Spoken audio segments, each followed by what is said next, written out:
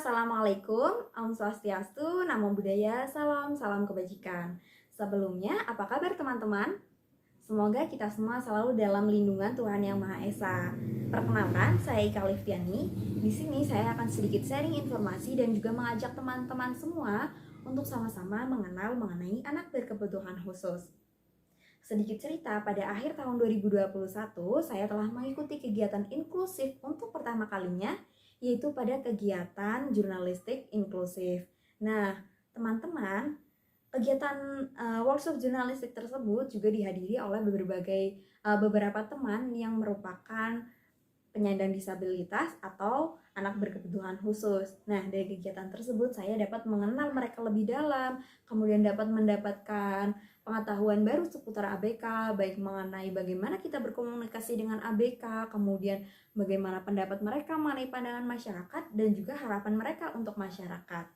Nah, sebelumnya apakah teman-teman tahu apa itu ABK? Oke, mari kita cari tahu lebih dalam mengenai apa itu ABK.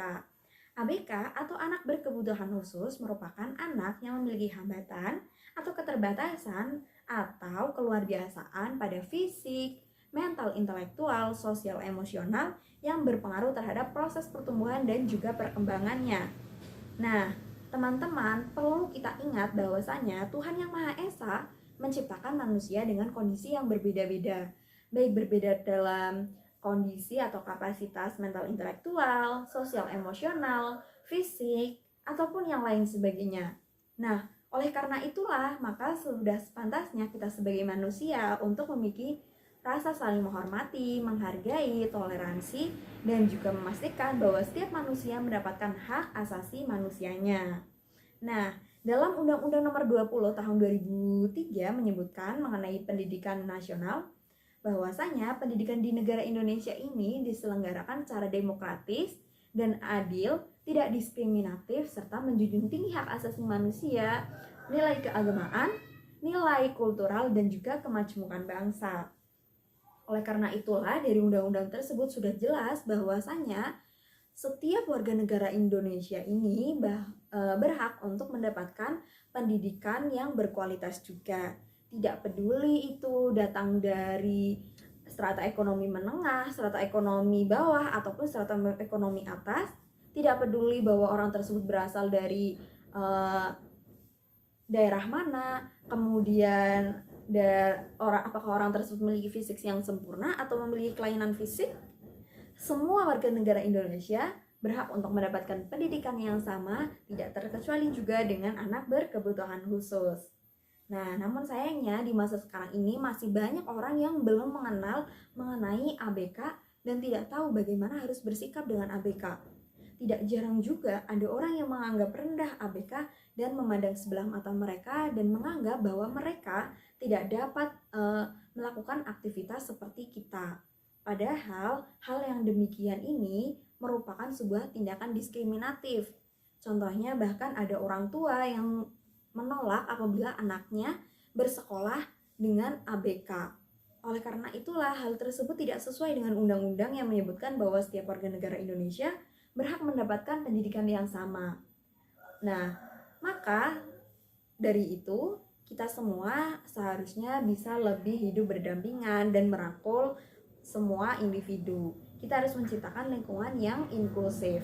Seperti kegiatan yang tadi sebelumnya telah saya sebutkan, bahwa saya mengikuti kegiatan inklusif bersama dengan teman-teman ABK, maka dalam kehidupan ini juga kita seharusnya bisa menanamkan sikap inklusif, di mana sikap tersebut yaitu merupakan sikap saling menghormati, menghargai, menoleransi, dan juga merangkul perbedaan.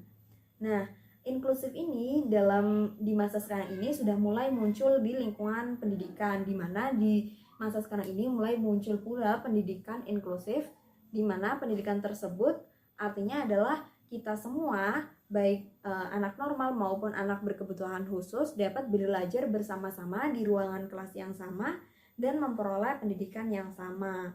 Nah, dari kegiatan bersama-sama tersebut, kita justru akan lebih mengenal satu sama lain, dapat menghargai perbedaan, saling menoleransi, dan lain sebagainya.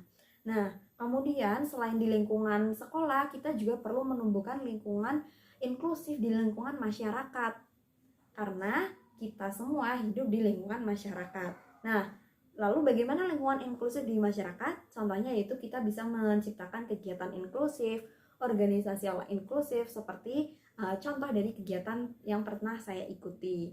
Nah, dari kegiatan tersebut kita semua akan saling mengenal sehingga timbul rasa saling menyayangi, saling menghargai, saling menghormati, dan bisa merangkul perbedaan yang ada sehingga tidak ada lagi tindakan diskriminatif terhadap anak berkebutuhan khusus. Nah, demikian dari saya. Terima kasih. Semoga kita semua bisa saling menghormati, saling menghargai, dan saling menoleransi. Salam inklusif. Terima kasih. Wassalamualaikum warahmatullahi wabarakatuh.